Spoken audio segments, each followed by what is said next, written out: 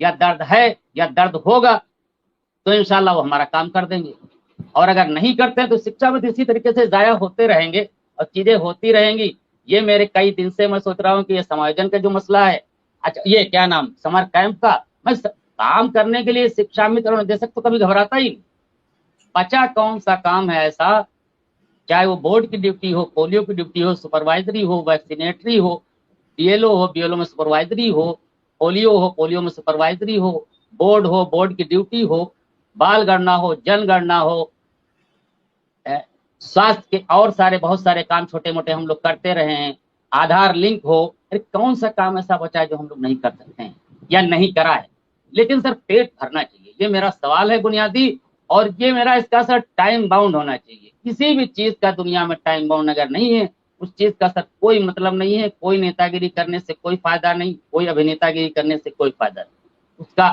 फिर अभी जैसे तारकेश्वर शाही आपके प्रोग्राम में बहुत आते थे, मैं उन्हें उनकी बात से बहुत मुतासिर था। उन्होंने एक दिन सर आपके प्रोग्राम में कहा था, अगर आपको कोई ले जाए तो वो आपको ले जाना चाहिए, ताकि साथ में आपको अगर ले जाएगा तो पारदर्शिता बनी रहेगी, आप वो दर्द अपनी बयां कर सकता है मुख्यमंत्री जी से या शिक्षा मंत्री जी से या जहां कहीं। और अगर वो अकेला जाता है, वो चाहे प्रमाणित करके दे दे, चाहे 100 रुपए के स्टैम्प पेपर पे लिख के दे दे कि ये बात हुई। सर डायरेक्ट एक चुटकुला है, मैं वो कहना नहीं चाहता, वो बीरबल का है कि सच और झूठ में सर 4 अंगुल का अंतर होता है। जो चीज आंख से देखी जाती है वो सच होता है, जो कान से सुना जाता है वो झूठ होता है। सीधा डिफिनेशन है सच और झूठ का, एक 4 अंगुल का मामला है। इस बात को जो समझ जाए वो सारी बातें क्लियर हो जाएंगी। और बस, और ये सब चीजें मुझे लग रहा है कि आज आपको गुस्सा भरी है, वो आप निकाल रहे नहीं हो। ये गुस्सा मेरा जायज है, ये मेरा नहीं है सर। ये मेरे चिन्हाट ब्लॉक के तमाम शिक्षा मित्रों का मेरे पास फोन आता है कि आसिफ भाई आप जब बोलते हो तो आप कम से कम सच बोलते हो। बाकी लोग जो बोलते हैं वो जलेबी बनाते हैं। जलेबी बनाना मुझे आता नहीं, मैं लिखता भी जब हूँ, मैं उर्दू में ज्यादातर लिखता हूँ, मैं लिखता हूँ तो लोगों को परेशानी होती है। मैं आसिफ जी आपसे पूछ रहा हूँ, और मुझे चाहे कुछ करना पड़े, सुझाव, एक नेता से, एक सेकंड सुन तो लूंगा। सुझाव सर बता दीजिए। मैंने नहीं रोका, मैंने बिल्कुल नहीं रोका। जी जी जी मैं जी। आपसे ये जानना चाहता हूँ, कुछ सॉल्यूशन है आपके पास, या आपके पास ये ग्रंथ है जो आपने पढ़ दिया? सॉल्यूशन क्या है इसका? सोल्यूशन सर ये है कि शिक्षा मित्र के नेताओं को मैं शुरू से बोल रहा हूं कि सिवाय मानदेय बढ़ाने के आप जो भी मांग करते हो नाजायज। आप घुमा रहे हो, जलेबी बना रहे हो। पहली बात, अगर आप कुछ लिख रहे हो A4 साइज कागज में, अगर आप और कुछ लिख रहे हो तो आप अपने को, शिक्षा मित्रों को धोखा दे रहे हो। मैं 14 से बात बोल रहा हूं 14 से। जब 14, 15, 16 की और 20 की बात नहीं कर रहा हूं, आज 25 चल रही है। आप सॉल्यूशन क्या है इसका? 25 में भी यही है, ये 25 में भी यही है। ज्ञान मेरे पास भी कम नहीं है, शिक्षा मित्र के नेताओं के पास नहीं है, सब शिक्षा मित्रों के पास है। लेकिन ये बताओ कि इसका सॉल्यूशन क्या है? सॉल्यूशन ये है सर, अरे संगठन, सुन तो लीजिए आसिफ जी, संगठन शिक्षा मित्रों से चलता है, शिक्षा मित्र संगठन से नहीं चलता है। बिल्कुल, बात आपकी बिल्कुल सही है। तो जब आपके पास सॉल्यूशन है, फिर क्या करेंगे संगठन और क्या करेंगे नेता? नहीं तो मजबूरी होगी इनका आपके साथ चलना।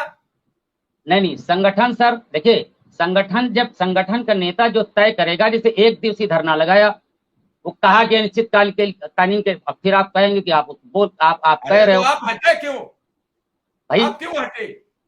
जो उसका मुखिया, सवाल है, आप एक शिक्षा मित्र हो, आप लखनऊ में धरने को आए, शिव कुमार शुक्ला ने, सुशील यादव ने, सबने ये कह दिया धरना हमने खत्म कर दिया, घर जाओ। तो आपने वहां उनसे पूछा कि मैं क्यों जाऊं?